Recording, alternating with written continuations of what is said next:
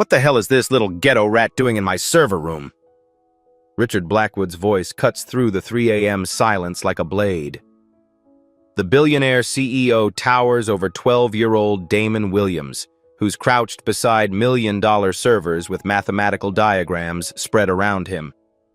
"Security! Get this piece of trash away from my equipment!" Blackwood grabs Damon's shoulder violently. "I spend $12 million on the best engineers money can buy, and some welfare kid thinks he can just break into my systems?" "Please, Mr. Blackwood, I'm sorry." Elena Williams rushes over, her cleaning uniform wrinkled from the night shift. Her voice trembles as she pulls her son away. "Sorry?" Blackwood's face twists with disgust. "Your kind always thinks sorry fixes everything. I should call the cops right now." "Please don't. We need this job. Maybe next time you'll teach your boy to stay where he belongs." What this racist billionaire doesn't know, the ghetto rat just solved his $2 billion problem. Have you ever been judged by your skin color instead of your brilliance? The confrontation draws a crowd. Early morning employees press against the glass walls of Technova's main floor, watching their CEO humiliate a black woman and her child. 2 years, Blackwood snarls, pacing like a predator. "For 2 years, my MIT graduates have been trying to fix our system crashes, and you let your little criminal play with million-dollar equipment?" Elena's hands shake as she tries to gather Damon's scattered papers. "He wasn't breaking anything, sir. He was just..." "Just what? Stealing corporate secrets? Learning how to hack our systems so his gang friends can rob us blind?" The racist assumptions pour out like poison. Blackwood's voice carries across the open office, ensuring everyone hears his verdict. "People like you don't understand technology. You clean toilets. Your boy probably can't even read properly, let alone understand computer systems." Damon remains silent, clutching his mathematical notebooks. At 12, he's learned that speaking up only makes things worse for his mother. But Dr. Sarah Carter, Technova's head of engineering, notices something impossible on her monitoring screens. The servers haven't crashed in 73 hours. For the first time in 2 years, the system shows perfect stability. Elena Williams has worked the 11 p.m. to 7 a.m. cleaning shift for 8 months. The night differential pays 40% more than day shifts, an extra $280 per week that means the difference between rent and eviction. As a single mother earning $32,000 annually, she can't afford the $180 weekly cost of overnight childcare. So every night she brings 12-year-old Damon to work, hiding him in her supply closet with a sleeping bag and his homework. It's against company policy. Discovery means immediate termination, but Elena has no choice. "You violated our security protocols," Blackwood continued his assault, "bringing unauthorized personnel into restricted areas. That's grounds for criminal charges." His words echo through the glass-walled office. Dozens of employees watch the drama unfold, most pulling out phones to record. "Please, Mr. Blackwood," Elena's voice cracks. "I'm a good worker. I've never missed a shift. Childcare is so expensive and..." "That's not my problem. Your poor planning doesn't excuse corporate espionage." The CEO's Harvard MBA and inherited wealth have taught him that poverty equals moral failure. In his world, struggling parents deserve their circumstances. What Blackwood doesn't see are the 47 pages of mathematical analysis scattered around Damon's feet. For 3 months, while Elena cleaned offices, her son conducted an unauthorized study of Technova's infrastructure. Using advanced calculus he taught himself from MIT OpenCourseWare, Damon mapped every system failure pattern with scientific precision. His notebooks contain Fourier analysis of server acoustic signatures. Hand-drawn network topology diagrams are more accurate than official blueprints. Statistical models predicting system crashes with 97.3% accuracy. This isn't a curious kid playing with computers, this is genius-level systems analysis. But 12-year-old Damon learned early that being smart while black makes adults uncomfortable. Teachers called him disruptive for finishing assignments too quickly. Classmates labeled him weird for reading programming manuals during recess. So he stays quiet, even as Blackwood's racism cuts deeper with each word. Look at this mess. Blackwood kicks at Damon's carefully organized papers. Probably gang signs or drug dealer codes. Elena drops to her knees, desperately gathering her son's mathematical work. The equations and diagrams represent months of intellectual labor, complex analysis that would impress PhD professors. To Blackwood, they're ghetto scribbles. I should call Child Protective Services, he threatens. Clearly, you're an unfit mother if you're exposing your child to criminal environments. The cruelty is calculated. Blackwood knows Elena's greatest fear, losing her son to the system. No, please, Elena begs. He's a good boy. He gets straight A's. He's never been in trouble. Straight A's at what? Some inner-city school? Those grades don't mean anything. Your boy probably can't even do basic math. If Blackwood bothered to examine Damon's notebooks, he'd discover differential equations that most college students couldn't solve. But racism blinds him to evidence contradicting his prejudices.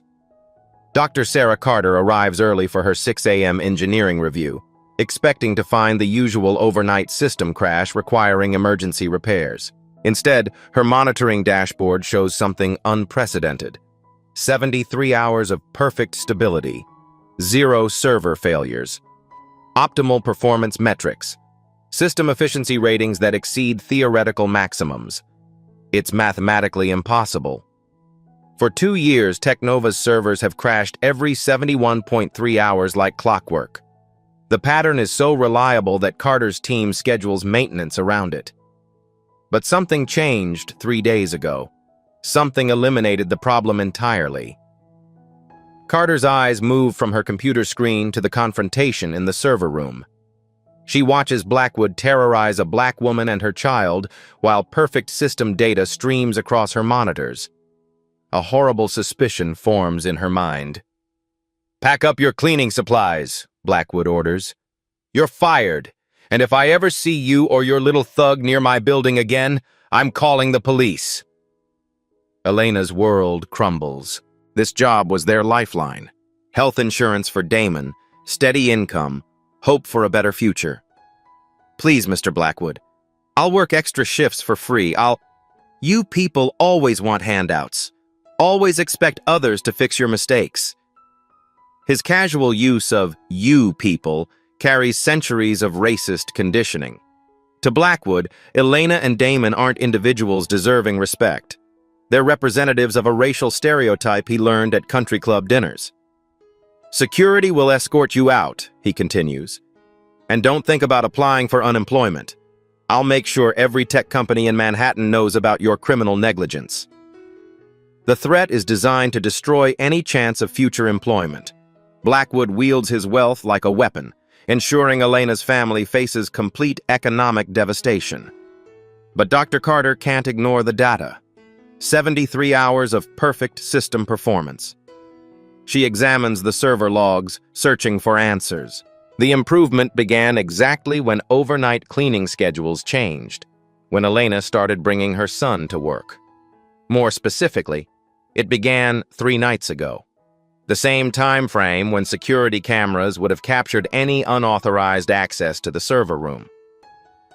Carter pulls up the footage, expecting to find evidence of corporate espionage or sabotage. Instead, she discovers something extraordinary.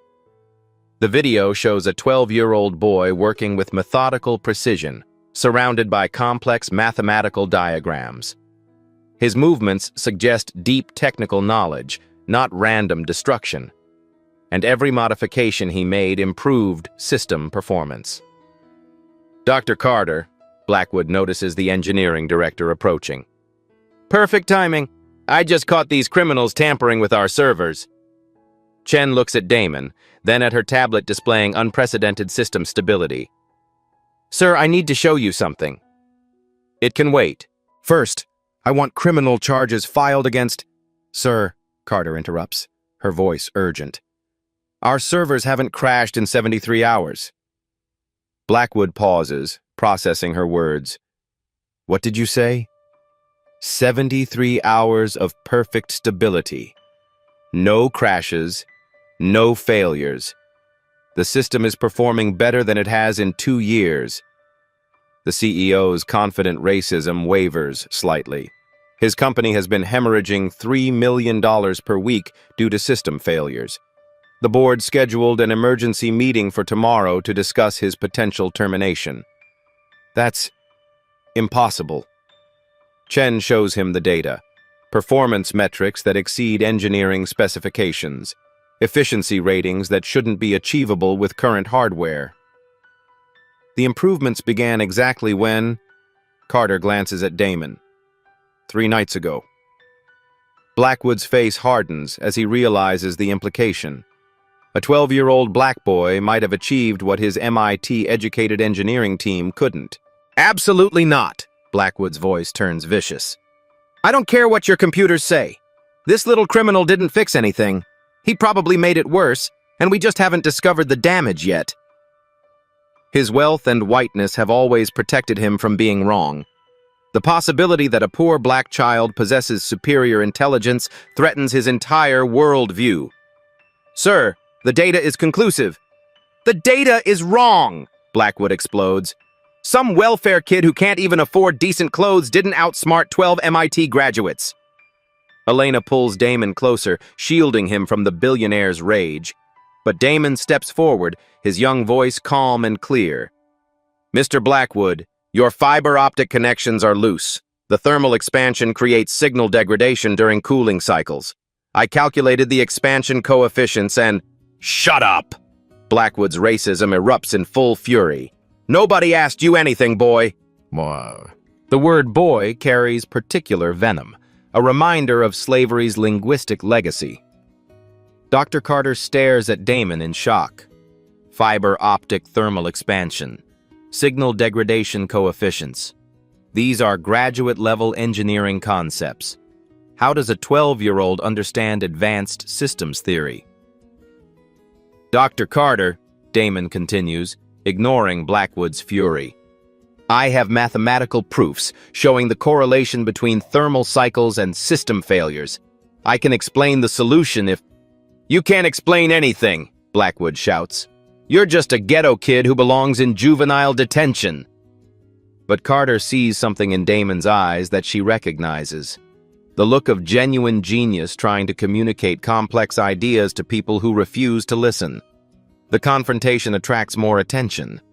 Nearly 50 Technova employees now watch through glass walls, phones recording every moment of their CEO's racist meltdown. Tomorrow, this footage will go viral. #Justice for Damon will trend worldwide. But right now, Elena just wants to protect her son from further humiliation. Come on, baby, she whispers, gathering their belongings. We need to go. Wait, Dr. Carter calls out. I think we need to examine what actually happened here. Blackwood spins to face his engineering director. Dr. Carter, you're either with me or against me. Are you seriously suggesting that this criminal solved our engineering problem? Chen looks at her data again. 73 hours of perfect stability. 2 years of failures, solved in 1 night by a 12-year-old boy. Sir, I think we need to run some tests. Will Dr. Carter risk her career to defend a child genius? Or will racism win again? Damon Williams discovered his gift at age 7, but it nearly destroyed his education. When his teacher, Mrs. Patterson, assigned basic addition problems, Damon finished the entire workbook in 15 minutes, then started solving algebra equations he'd glimpsed in older students' textbooks. Instead of celebrating his ability, she sent him to the principal for disrupting class. Your son is too advanced for his age, the principal told Elena during a conference that felt more like a tribunal. He makes other children feel inadequate. Perhaps he should repeat kindergarten to develop appropriate social skills. They wanted to hold back a mathematical prodigy because his intelligence made mediocre students uncomfortable. Elena fought the decision, but as a single mother working 2 minimum-wage jobs, she had little power against institutional prejudice. The school's solution was to place Damon in gifted programs that existed only on paper. Budget cuts had eliminated actual resources years earlier. So while his classmates learned basic arithmetic, Damon taught himself calculus from library books during recess, hiding his brilliance to avoid further punishment. The isolation was brutal. Teachers labeled him difficult when he asked questions beyond their knowledge. Students called him weird for reading programming manuals instead of comic books. By age 9, Damon had learned that being exceptionally smart while black meant constant suspicion and resentment. Adults assumed his intelligence was fake, stolen, or dangerous. Children feared what they couldn't understand. Elena watched her son's natural curiosity slowly transform into careful silence. Everything changed when Elena took a weekend cleaning job at Martinez Electronics Repair. The owner, Pete Martinez, was a 70-year-old former IBM engineer who'd spent 40 years designing mainframe systems before retiring to fix consumer electronics. On Damon's first day tagging along with his mother, Pete found the boy reading a college-level textbook on computer architecture while Elena mopped floors. "Kid, you understand what that book's talking about?" Pete asked, expecting a typical 9-year-old's confusion. Instead, Damon launched into a detailed explanation of CPU instruction sets and memory management protocols. Pete nearly dropped his soldering iron. He'd taught graduate courses at Columbia University, and this 9-year-old grasped concepts that challenged PhD students. "Elena," Pete called out, his voice filled with wonder, "your boy's got something special." For the first time in Damon's life, an adult recognized his intelligence as a gift rather than a problem. Pete became the mentor Damon desperately needed, providing college-level textbooks, access to sophisticated diagnostic equipment, and most importantly, validation that his mind was extraordinary. Under Pete's guidance, Damon's genius flourished without restrictions. He mastered assembly language programming at 10, designed custom encryption algorithms at 11, and reverse-engineered commercial software for practice. Pete's workshop became a sanctuary where intellectual curiosity was celebrated rather than suppressed. The old engineer taught Damon that complex problems often had elegant solutions hiding in plain sight. You just needed intelligence to see them. "Most people make engineering too complicated," Pete would say while they worked together. "They throw fancy equations at problems that need simple thinking. Real genius finds the obvious answer everyone else misses." This philosophy became Damon's core motto. Elegant solutions hide in plain sight. You just need intelligence to see them. It taught him to approach massive technical challenges through pure analytical thinking rather than conventional methods. While other students memorized formulas, Damon understood underlying principles. While engineers followed established procedures, Damon saw patterns that revealed root causes. Pete also taught Damon practical skills that school never addressed. How to analyze system failures through acoustic signatures.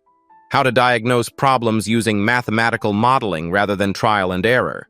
How to trust his intellectual instincts even when adults dismissed his conclusions. Most importantly, Pete taught him that true genius meant solving problems others couldn't, regardless of social consequences. The mentorship lasted until Pete's death 8 months ago. The old engineer left Damon his complete technical library, over 300 advanced textbooks on mathematics, computer science, and electrical engineering. More valuable than the books was Pete's final letter. "Damon, your mind is a once-in-a-generation gift. The world will try to limit you because of your age and circumstances. Don't let them. Trust your intelligence above all else. When you see a problem that needs solving, solve it. Don't wait for permission from people who couldn't understand your solution anyway." Those words echoed in Damon's mind during his nights at Technova. While Elena cleaned offices, he treated the building's technical infrastructure like a massive puzzle requiring mathematical analysis. He mapped network dependencies using topology theory. He analyzed failure patterns through statistical modeling. He identified system inefficiencies using techniques from MIT's graduate coursework.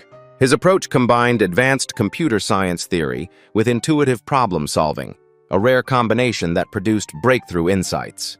The server room's acoustic anomaly triggered everything Pete had taught him. The clicking pattern wasn't random noise, it was mathematical evidence of systemic failure.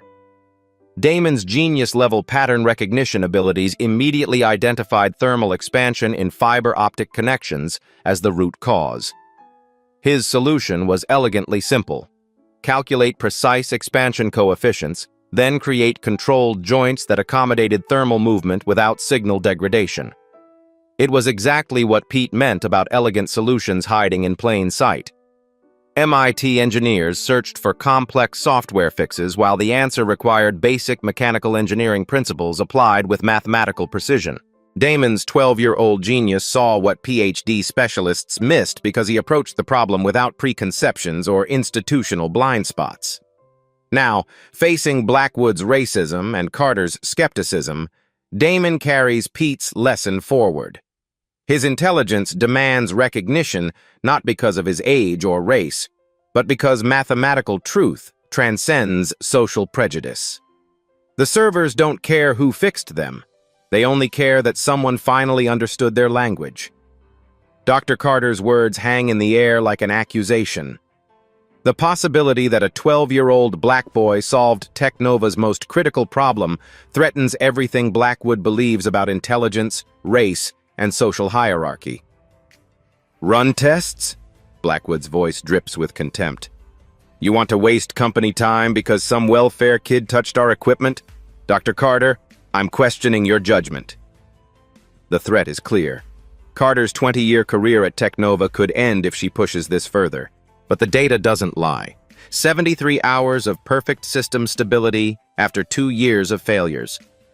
Sir, if there's even a possibility that he identified our problem, there's no possibility! Blackwood explodes. A ghetto kid who probably can't even spell computer didn't outsmart 12 MIT graduates earning six-figure salaries. His racist assumptions echo through the glass-walled office, captured on dozens of employee phones. By evening, this footage will launch a social media firestorm that destroys reputations and careers. But Blackwood's privilege blinds him to consequences. Rich white men rarely face accountability for their prejudice. Elena tries to shield Damon from the verbal assault, but her son steps forward with quiet determination. At 12, he's tired of hiding his intelligence to protect other people's comfort. Mr. Blackwood, Damon's voice carries startling confidence. Your system failures follow a predictable pattern. I can show you the mathematical proof. Shut your mouth, boy. Blackwood's fury reaches dangerous levels. I don't want to hear another word from you. But Dr. Carter recognizes something extraordinary in Damon's demeanor. The calm certainty of someone who understands complex systems at a fundamental level. She's seen that same confidence in Nobel Prize winners and tech industry legends, never in a 12-year-old child. Chen makes a career-defining decision. Sir, I'm requesting an emergency engineering review. If this young man actually identified our root cause problem, the board needs to know immediately. Blackwood's face turns scarlet. His engineering director just challenged his authority in front of 50 employees. Worse, she's suggesting that a poor black child possesses technical knowledge that threatens his entire worldview. Dr. Carter, you're walking a very dangerous line. Are you seriously choosing some random kid over your own CEO? The question forces Carter to choose between corporate loyalty and scientific integrity. She looks at her tablet again. 73 hours of unprecedented system stability. 2 years of engineering failures potentially solved by a 12-year-old genius. Sir, I think we owe it to our shareholders to examine all possibilities. Chen's diplomatic language can't hide the implications. Technova is 47 hours away from losing their $2 billion Department of Defense contract due to continued system failures. If Damon actually solved their problem, ignoring his solution could bankrupt the company. Blackwood realizes his position is becoming untenable. His racist instincts war with economic necessity. Admitting that a black child outsmarted his entire engineering team would humiliate him publicly. but losing the Pentagon contract would destroy him financially. "Fine," he snarls through gritted teeth. "We'll hold an emergency review, but when this little criminal can't explain anything technical, I want him arrested for corporate sabotage." The gauntlet is thrown. Damon must prove his genius in front of hostile judges who've already decided he's intellectually inferior. Within an hour, Technova's main conference room fills with skeptical faces. 12 senior engineers with degrees from MIT, Stanford, and Caltech arrange themselves around a massive table, their expressions ranging from amusement to outright hostility. They've spent millions of dollars and thousands of hours trying to solve the system failure problem. The suggestion that a 12-year-old succeeded where they failed is professionally insulting. Board members join via video conference, their faces stern with financial concern. Technova's stock price has dropped 30% due to reliability issues. Their careers depend on resolving this crisis immediately. Elena sits beside Damon, her cleaning uniform a stark reminder of their social status in this room of power suits and advanced degrees. Every person here earns more in a month than she makes in a year. Their son faces intellectual judgment from people who've never questioned their own privilege or intelligence. The visual contrast is devastating. 12-year-old Damon sits at the head of a conference table, surrounded by Pete's diagnostic tools and 47 pages of handwritten mathematical analysis. Across from him, 23 adults with over 400 combined years of technical education prepare to demolish his credibility. "This is ridiculous," mutters lead engineer James Patterson, MIT class of 1995. "We're wasting time that could be spent on actual solutions." "The kid probably can't even read our system specifications," adds senior developer Maria Rodriguez, Stanford PhD in computer science. Their dismissive comments reveal deep-seated assumptions about intelligence and social class. In their world, genius requires expensive education and proper credentials. A poor black child couldn't possibly understand concepts they struggle with daily. But Dr. Carter has called in an external expert to ensure objective evaluation. Dr. Marcus Thompson, legendary systems architect and MIT professor emeritus, appears on the main screen via video conference. His reputation is unassailable. 40 years of groundbreaking research, author of foundational computer science texts, designer of Pentagon defense networks. "Dr. Thompson," Carter begins, "thank you for joining us. We have an unusual situation requiring expert analysis." Thompson's weathered face shows curiosity rather than prejudice. "Dr. Carter, you mentioned something about unprecedented system stability. What exactly has occurred?" "Our servers haven't crashed in 73 hours. The longest previous uptime was 68 hours, and that happened only once in 2 years. This young man," she gestures toward Damon, "may have identified our root cause problem." Thompson's eyebrows rise slightly. Decades of academic experience have taught him that breakthrough insights often come from unexpected sources. "How old is the young man?" 12, sir." The conference room falls silent. Even Thompson pauses, processing the implications. A 12-year-old child claiming to solve enterprise-level engineering problems that stumped PhD specialists. "I see," Thompson says slowly. "And he's prepared to explain his analysis?" Blackwood interrupts with barely controlled rage. "Dr. Thompson, this is a waste of your valuable time. The boy probably memorized some technical words without understanding their meaning. I'm only allowing this farce to prove his ignorance definitively." But Thompson's scientific mind overrides social prejudice. "Mr. Blackwood, in my experience, age is less important than understanding. If this young man has genuine insights into your system failures, we should evaluate them objectively." The expert's words carry enormous weight. Thompson's endorsement legitimizes Damon's participation in a way that corporate politics cannot dismiss. "Very well," Thompson continues. "Young man, are you prepared to explain your analysis of Technova's system problems?" Damon opens his notebooks. revealing pages of complex mathematical equations and detailed technical diagrams. His handwriting shows the careful precision of someone who takes intellectual work seriously. Yes, sir. I can demonstrate exactly why your servers fail every 71 hours and how to prevent it permanently. The room erupts in skeptical murmurs. Senior engineers exchange dismissive glances. Board members lean forward with financial concern. Elena grips her son's hand, knowing his entire future depends on the next few minutes. Blackwood's racism reaches a breaking point. This is insane. We're letting a welfare kid waste everyone's time with made-up nonsense. But Dr. Thompson's voice cuts through the hostility with academic authority. Mr. Blackwood, let's allow the young man to present his evidence. Mathematical truth doesn't depend on the age or background of whoever discovers it. Damon stands slowly, 12 years old but carrying the intellectual confidence of a seasoned researcher. Around him sit adults who've already decided he's incapable of understanding their technical challenges.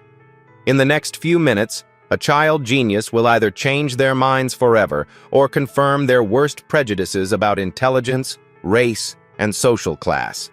The entire future of Technova hangs in the balance. Damon opens his first notebook, revealing pages of mathematical equations that would challenge graduate students. His handwriting shows careful precision, every symbol perfectly formed, every calculation methodically organized. I used Fourier analysis to map the acoustic signatures of your server room over 127 operational hours, he begins, his 12-year-old voice steady despite the hostile audience. Lead engineer Patterson snorts with derision. Kid probably doesn't even know what Fourier analysis means. He's just repeating words he heard somewhere. But Damon continues with mathematical confidence that silences the room. The clicking pattern everyone ignored follows a non-random distribution with direct correlation to thermal cycling events. I calculated the frequency spectrum and identified harmonic resonances indicating mechanical stress in your fiber optic housing systems. Dr. Thompson leans forward on the video screen, his academic curiosity overtaking initial skepticism. Young man, can you show us your mathematical work? Damon spreads his calculations across the conference table. Page after page of advanced mathematical formulas, statistical analysis charts, and acoustic modeling equations. The sophistication is immediately apparent. This isn't copied homework or memorized facts. This is original research conducted with PhD-level rigor. Dr. Carter cross-references Damon's calculations with 2 years of system failure logs on her laptop. Her face shows growing amazement as the correlations prove accurate. The mathematical model predicts every single crash we've experienced. 97.3% accuracy. Patterson grabs one of Damon's notebooks, scanning the equations with increasing disbelief. These statistical models are graduate-level work. Where did you learn advanced thermodynamics? I taught myself from MIT OpenCourseWare and engineering textbooks, Damon replies matter-of-factly. Mr. Martinez left me his technical library when he died. The casual mention of self-directed learning at this level stuns the room. Most engineers struggle with concepts this 12-year-old absorbed independently. But Blackwood refuses to accept evidence contradicting his racial prejudices. Anyone can copy equations from textbooks. That doesn't prove he understands what they mean. Dr. Thompson intervenes with academic authority. Mr. Blackwood, I've reviewed this young man's mathematical work. The statistical modeling shows theoretical understanding that most PhD students don't achieve. He didn't copy these calculations. He derived them independently. The expert's validation carries enormous weight, but Blackwood's racism intensifies rather than retreating. You're all being fooled. This ghetto kid is playing some kind of con game. His desperate denial reveals the psychological trauma of having fundamental beliefs challenged. Blackwood's entire worldview depends on black inferiority. Admitting Damon's genius threatens his sense of racial superiority. Damon proceeds to his second revelation with scientific calm. The mathematical analysis revealed that thermal expansion in your Corning SMF28 fiber optic cables creates micro-movements in connection housings when temperature variance exceeds 2.7 degrees Celsius over 68-minute cycles. Senior engineer Rodriguez checks the cable specifications on her tablet. Those are the exact cables we use. How does a 12-year-old know our technical specifications? I mapped your network topology by observing cable runs during my mother's cleaning shifts, Damon explains. I also analyzed thermal patterns using infrared thermometry principles I learned from Peterson's engineering handbook. The casual display of technical knowledge leaves PhD engineers speechless. This child possesses practical understanding they've never developed. Chen runs live diagnostics while Damon explains his thermal analysis. He's correct about the temperature cycling. Our monitoring systems show exact correlation between thermal variance and connection degradation. But Damon's insight goes deeper than simple correlation. Your monitoring software interprets micro-disconnections as hardware failures, triggering unnecessary failover protocols that cascade into system-wide crashes. The real problem isn't software bugs, it's mechanical stress causing false error reporting. Dr. Thompson's excitement becomes visible on screen. Extraordinary. This young man identified a multi-vector failure that combines thermal physics, signal processing, and systems analysis. The theoretical approach demonstrates sophisticated engineering thinking. Patterson examines Damon's network diagrams with growing professional respect. These topology maps are more accurate than our official blueprints. The mechanical stress analysis follows advanced engineering principles I didn't learn until graduate school. The grudging admission reveals how Damon's genius transcends educational barriers. While adults learned theory through formal instruction, his natural intelligence grasps underlying principles directly. Engineer Rodriguez asks a technical question with newfound curiosity. How did you calculate the thermal expansion coefficients without laboratory testing equipment? Damon's answer showcases his mathematical sophistication. I used the thermal expansion formula for silica-based materials, adjusted for your specific cable housing composition. The calculations required integration of thermal conductivity rates across variable temperature gradients. The casual use of advanced calculus concepts silences technical skepticism. This isn't memorization, it's mathematical fluency that surpasses most engineering professionals. But Blackwood's racism reaches pathological levels as evidence mounts. This is impossible. Some street kid didn't learn advanced engineering from library books. He must have gotten help from real engineers. His desperate conspiracy theories reveal the psychological impossibility of accepting Black intellectual superiority. Rather than acknowledge Damon's genius, he invents elaborate explanations to preserve racial prejudice. Elena watches her son face this barrage of denial with quiet dignity. At 12, Damon has learned that displaying intelligence while Black triggers defensive hostility from insecure adults. Damon reveals his third and most comprehensive insight. I didn't just identify the thermal stress problem. I designed a complete solution that eliminates the root cause permanently. He opens his final notebook, revealing detailed engineering specifications that showcase systematic thinking beyond his years. I calculated optimal cable routing patterns that minimize thermal stress while maximizing cooling efficiency. The mathematical model predicts 31.7% improvement in thermal management. The engineering team studies his designs with professional fascination.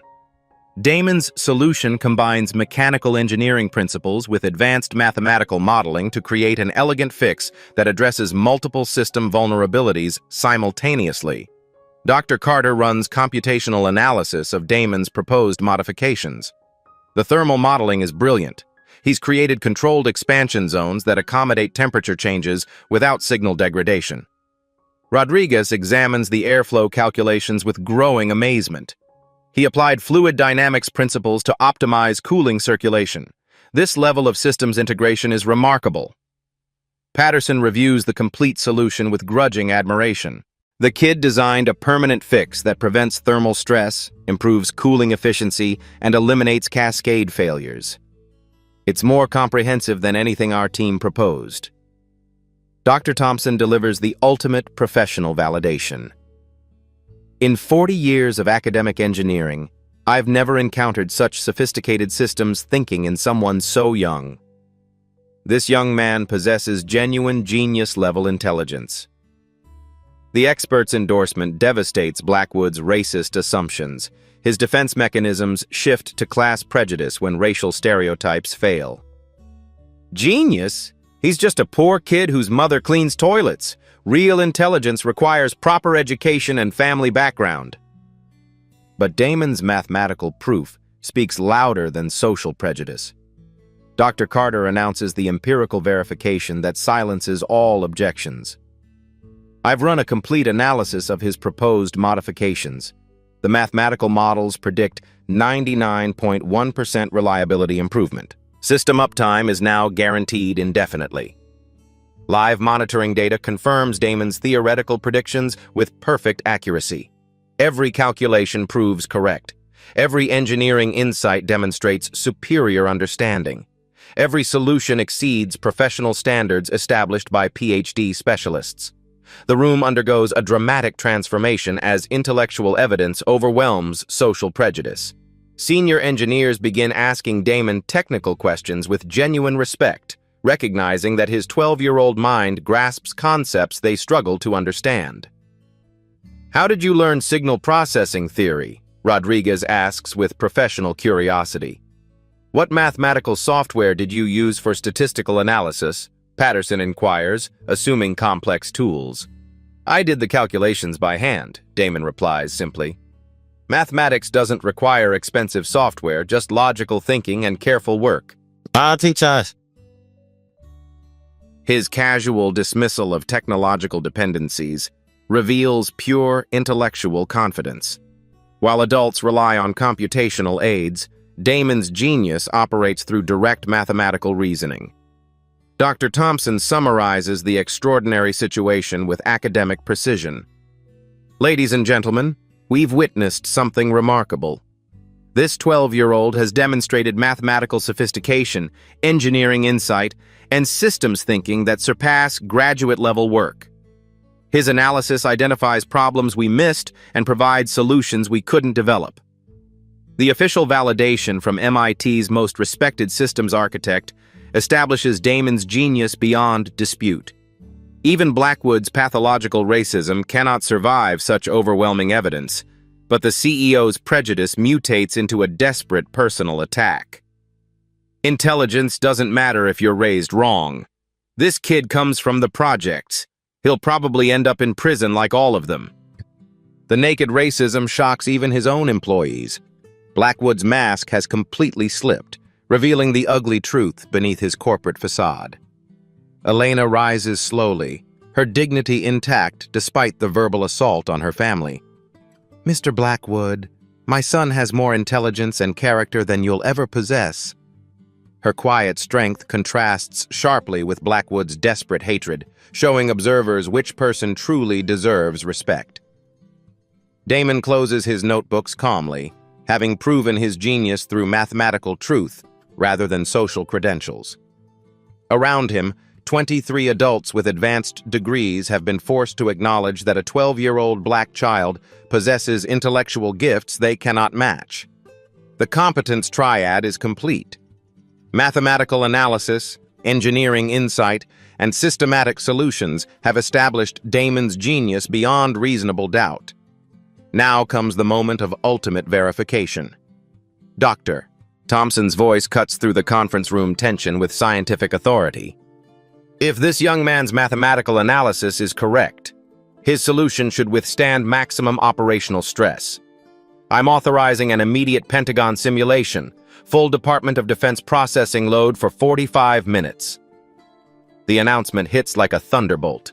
Technova's servers will face the most demanding test possible, running at 127% of normal capacity.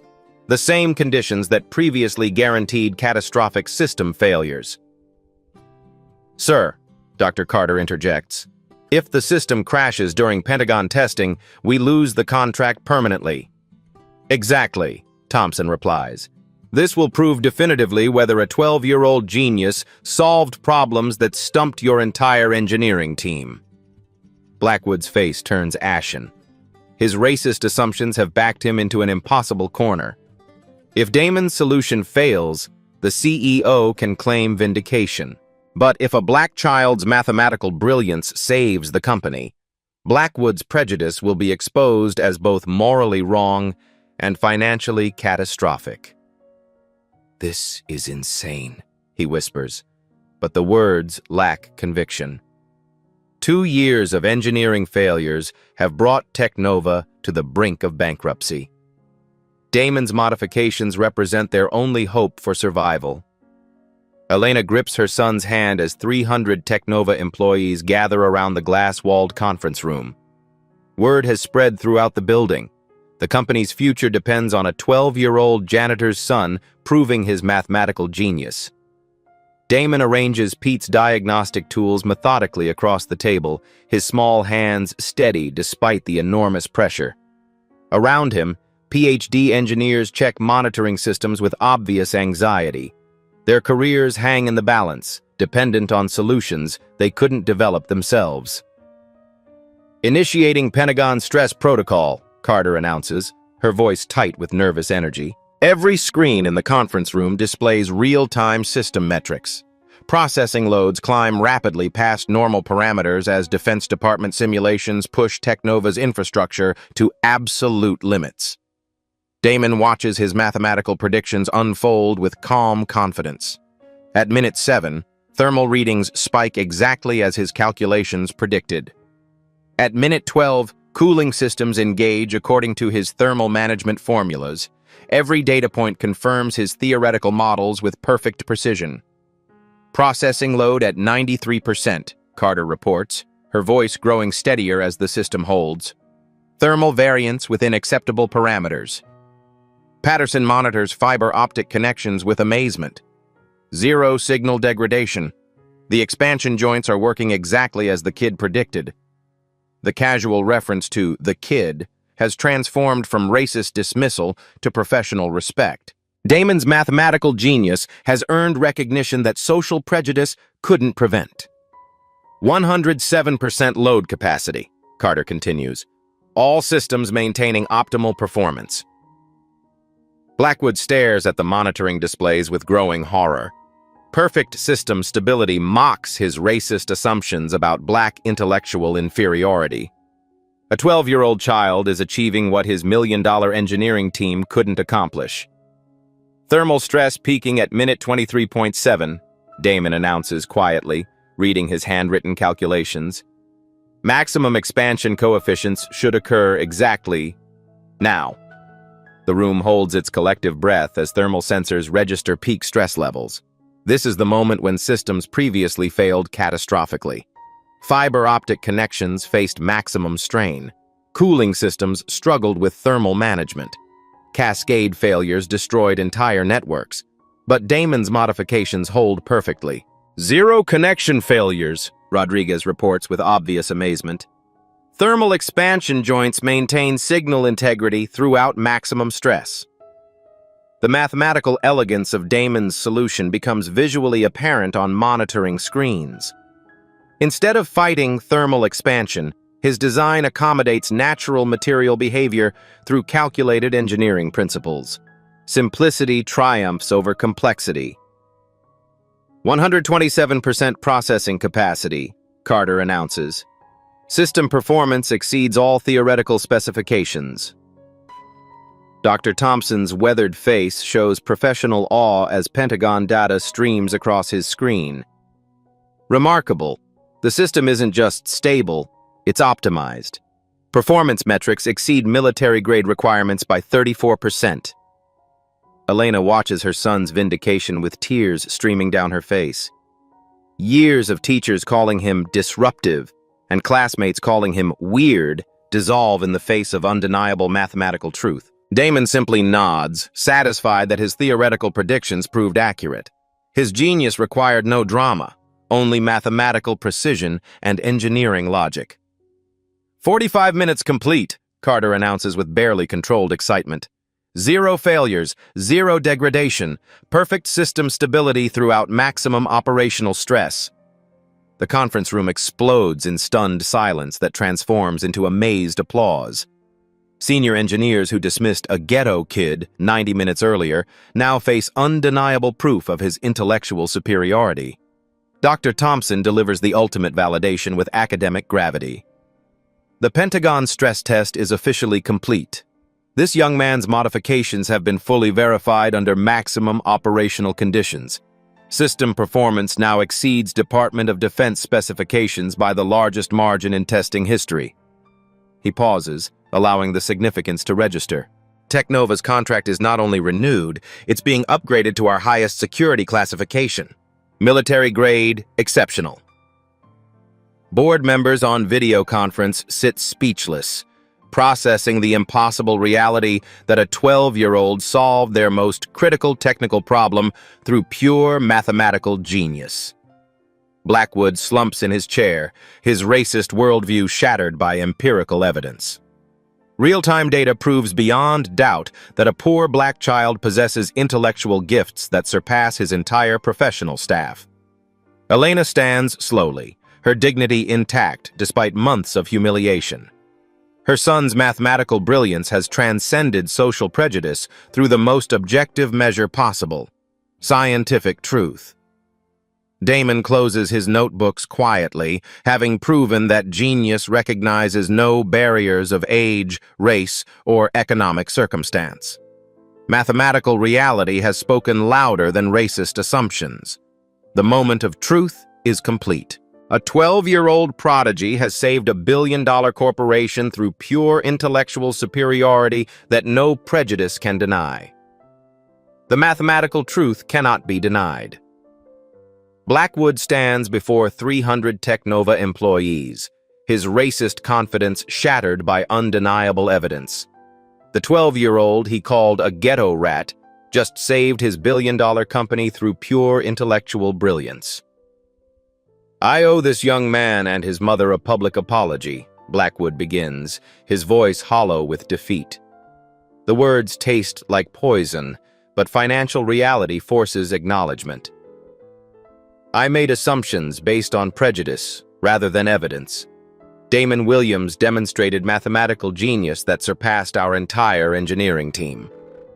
The admission echoes through Technova's glass corridors, captured on dozens of employee phones.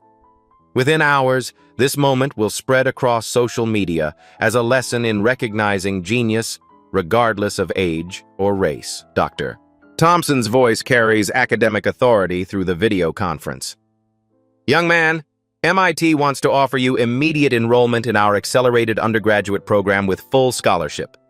Your mathematical abilities qualify you for our most advanced theoretical coursework, regardless of age." The offer represents validation beyond social prejudice. MIT's most respected professor has officially recognized Damon's genius at the highest academic level. Additionally, Thompson continues, "I'm recommending you for our Young Innovators Fellowship, a program specifically designed for exceptional minds who transcend traditional educational boundaries."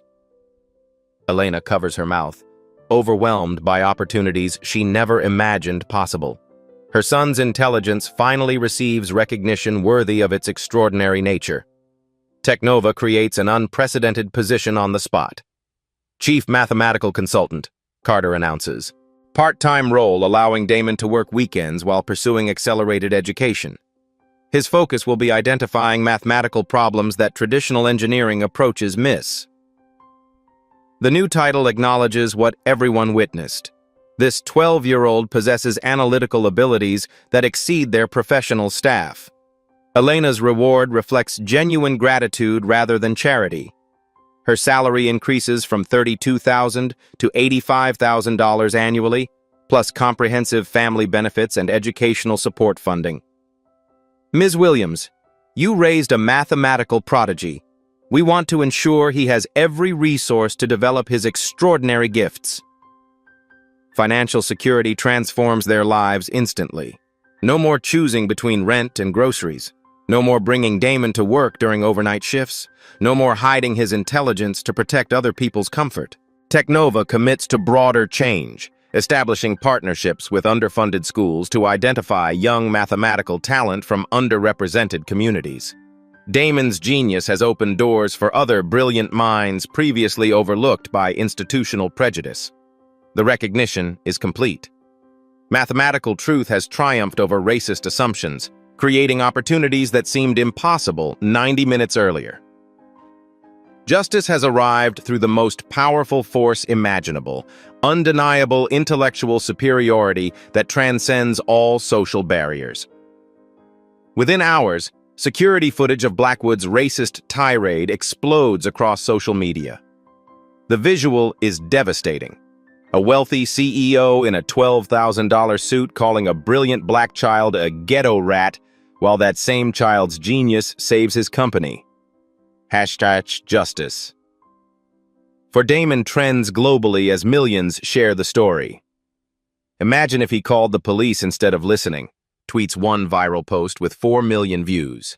This is why we listen to young black voices. Genius doesn't care about zip codes, adds another with 3 million retweets. Professional consequences arrive swiftly. Tech industry leaders distance themselves from Blackwood's toxic behavior.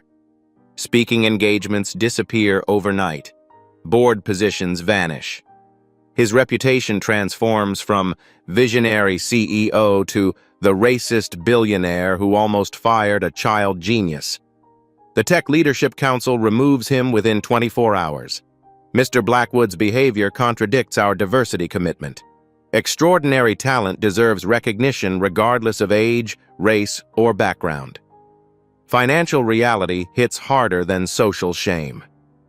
Damon's solution will save Technova $2.7 billion over 5 years. As the youngest mathematical consultant in corporate history, he receives substantial compensation that secures his family's future. The irony is brutal. Blackwood's racism nearly cost him the genius that saved his company. Wall Street analysts note the lesson: prejudice isn't just morally wrong, but economically catastrophic when it blinds leaders to exceptional talent. Academic recognition follows quickly. Mathematical journals request papers on Damon's methodologies. MIT professors use his case in graduate programs worldwide. Dr. Thompson authors Mathematical Prodigies and Systemic Solutions, When Age Becomes Irrelevant. Industry transformation spreads beyond Technova. Google, Apple, and Microsoft announce programs to identify young talent in underrepresented communities. The Damon Protocol becomes standard practice, evaluating ideas on mathematical merit rather than presenter demographics. Blackwood faces personal reckoning. Country club friends avoid him. Wealthy neighbors whisper about his humiliation. His own children express shame after classmates share viral videos. The psychological impact devastates his self-image. For decades, he believed his success proved white intellectual superiority.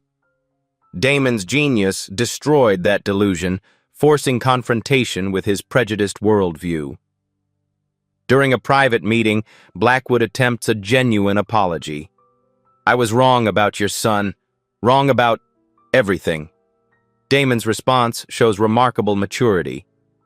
"Mr. Blackwood, mathematics doesn't care about skin color. Maybe people shouldn't either." The wisdom from a 12-year-old cuts deeper than any condemnation. Technova commits 25% of profits to STEM education for gifted, disadvantaged children.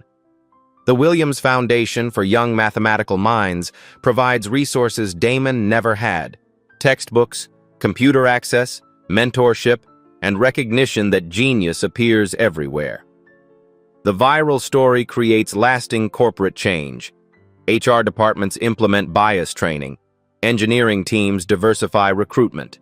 Tech executives realize prejudice doesn't just harm individuals, it robs companies of world-changing innovations. Media coverage reaches international audiences. BBC, CNN, and foreign networks broadcast the story as an example of American potential when prejudice doesn't block opportunity. Damon becomes a global symbol of unrecognized genius, finally receiving deserved recognition. Educational institutions worldwide examine their own biases. How many brilliant young minds do they overlook due to age, race, or economic assumptions? Damon's case forces uncomfortable self-reflection across academic hierarchies. The broader impact extends beyond technology. Medical research, aerospace engineering, and financial modeling begin actively seeking young, diverse voices. Industries realize that breakthrough insights often come from unconventional sources. Blackwood's social media mentions remain permanently toxic. Every Google search of his name returns the racist confrontation alongside Damon's mathematical triumph.